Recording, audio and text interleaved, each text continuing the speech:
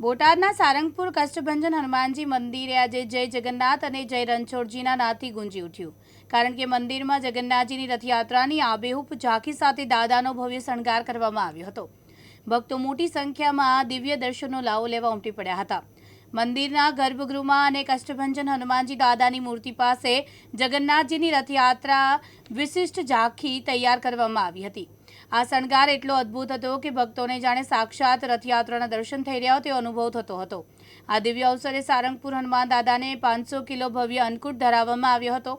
આ અન્નકૂટમાં 300 કિલો જાંબુ અને 200 કિલો મગ ચણાનો સમાવેશ થતો હતો, જે ભક્તો માટે આકર્ષણનું કેન્દ્ર બન્યો હતો। જય સ્વામિનારાયણ, જય શ્રી કષ્ટભંજન દેવ, જય જગન્નાથ। આજે જગન્નાથજી મહારાજના રથયાત્રાનો દિવસ છે, અષાઢી બીજ છે। એ નિમિત્તે હનુમાનજી મહારાજને આજે સરસ મજાના રથનો શ્રૃંગાર કરવામાં આવ્યો છે। દાદાને વાઘા પણ જગન્નાથજીના મૂર્તિના રથના સુંદર મજાના વાઘાનો શણગાર છે। સાથે સાથે આપણે દર્શન કર્યા હશે, સરસ મજાના 200 કિલો જાંબુ, મગ અને ચણા 100 કિલો આદિ સરસ મજાના ભોગનો પણ અન્નકૂટ કરવામાં આવ્યો છે। સુંદર મજાના ભગવાન શ્રી કૃષ્ણના રથયાત્રાના દિવસ નિમિત્તે હનુમાનજી મંદિર સૌને શુભકામના અર્પે છે।